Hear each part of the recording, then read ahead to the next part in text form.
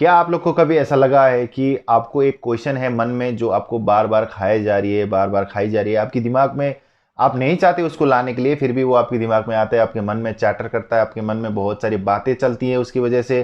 क्या आपको ऐसा लगता है कि आपके साथ कोई दुर्घटना हो गई और उससे रिलेटेड बहुत सारे क्वेश्चन आपके मन में उत्पन्न हो रहे हैं? तो ये वीडियो आपके लिए, क्योंकि ये वीडियो में खास करके मैं आपको ओवर थिंकिंग के बारे में बताने वाला हूँ और उसका कोई पॉसिबल सॉल्यूशन क्या हो सकता है उसी के बारे में बात करने वाले हैं। तो guys, welcome back to the new video. तो आज हम बात करने जा रहे हैं ओवर थिंकिंग के। तो बिना कुछ देरी करे इस वीडियो को शुरू करते हैं। गाइज, जितने भी मेंटल हेल्थ रिलेटेड प्रॉब्लम जो क्रिएट होता है उसका मेन रीजन होता है ओवर थिंकिंग। ऐसा क्यों होता है कि आपके मन में हमेशा कोई ना कोई चीज या फिर कोई ना कोई थॉट्स हमेशा आता रहता है 24 आवर्स, जिसके वजह से आप अपनी डे टू डे लाइफ में अपने जो डेली रूटीन आप कैरी आउट करते हैं वो इजीली और एफर्टलेसली नहीं कर पाते। और एज अ रिजल्ट आप बहुत लथार्जिक फील करते हैं, टायर्ड फील करते हैं, डिप्रेस फील करते हैं और बहुत ही थके थके फील करते हैं। सो गाइज, इस ओवर थिंकिंग को हम कैसे बंद कर सकते हैं? कैसे हमारी मन में जो बक चल रही है, जो ओवर थिंक हो रहा है, जो थॉट्स आ रहे हैं, उसको एक पीसफुल माइंड में कन्वर्ट करें? कैसे अपनी सराउंडिंग, कैसे अपनी इन्वायरमेंट को एक पीसफुल इन्वायरमेंट में कन्वर्ट करें? तो ये ओवर थिंकिंग किसी भी तरीके का हो सकता है। फॉर एग्जाम्पल, मैंने इसको दो कैटेगरी में डिवाइड किया हुआ है।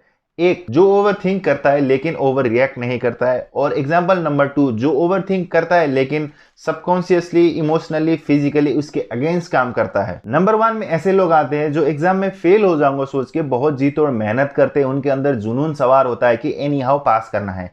वैसे ही नंबर 2 में ऐसे लोग आते हैं कि जो इंटरव्यू के लिए महीनों से, सालों से प्रिपेयर तो करते हैं, बहुत मन लगा के पढ़ते तो है, लेकिन एंड टाइम में, डेडलाइन टाइम में आके वो कोई स्टूपिड सा बहाना बना के अपनी इंटरव्यू को या तो डिले कर देते हैं, या तो पोस्टपोन कर देते हैं, या तो फिर कैंसिल ही कर देते हैं। ये खुद से ये सोचते हैं कि मुझसे काफी स्किलफुल एप्लीकेंट्स होंगे, मुझसे काफी नॉलेजफुल एप्लीकेंट्स होंगे, उनके आगे मैं जोकर लगूंगा। Hence they end up without even trying. और जब आपका डिजायर और आपका थॉट एक आपस के अगेंस्ट में काम करना शुरू कर देते हैं तो आपको बहुत ही बुरा फील होता है। जैसे कि आपने सुना होगा, जो भी डिप्रेस लोग हैं वो किसी ना किसी छोटी सी बात को लेकर दुखी रहते हैं, and it is only because of over thinking. तो ये तो हो गए प्रॉब्लम्स। तो इसका सॉल्यूशन क्या हो सकता है? कैसे हम इस थॉट प्रोसेस को रीअरेंज कर सकते हैं? कैसे हम ओवर थिंकिंग से होने वाले गिल्ट से बाहर आ सकते हैं? तो यहाँ पे काम आता है सीबीटी का। तो सीबीटी क्या है? अगर मैं इसको आसान भाषा में एक्सप्लेन करना चाहूँ तो ये आपके मन में जो थॉट्स आते हैं उसे आपके अगेंस्ट में काम करने से रोकती है। तो सीबीटी काम कैसे करता है? देखिए, जब भी आप ओवर थिंक करते हैं आपके मन में बहुत सारे थॉट्स आते हैं और वो थॉट्स को हटाने के लिए आप जी तोड़ मेहनत करते हैं, लेकिन वो थॉट्स तो जाते नहीं बल्कि और ज़्यादा थॉट्स आपके मन में ऐड हो जाते हैं, और उसको निकालने के चक्कर में आप बहुत ही डिप्रेस फील करते हैं और आपके मन में एक तरीके से गिल्ट बैठ जाता है कि मैंने ऐसा सोचना तो नहीं चाह रहा था, लेकिन ये थॉट मेरे दिमाग में आ क्यों रहा है? मैं इसको हटाना चाह रहा हूं लेकिन ये थॉट मेरे दिमाग से क्यों नहीं जा रहा? तो यहीं पे हमारा काम आता है सीबीटी। सीबीटी का फुल फॉर्म होता है कॉग्निटिव बिहेवियर थेरेपी। ये ऐसे काम करता है कि जब भी आपके मन में कोई थॉट्स आते हैं तो उसको इग्नोर करके उसके अगेंस्ट काम करने से रोकती है, और आपकी सेल्फ एस्टीम और आपकी कॉन्फिडेंस और आपकी जो अफर्मेशन है उसको बढ़ाने में मदद करती है। फॉर एग्जाम्पल, आपको सीबीटी में क्या सिखाया जाता है कि थॉट्स है ये हर कोई को हो सकता है।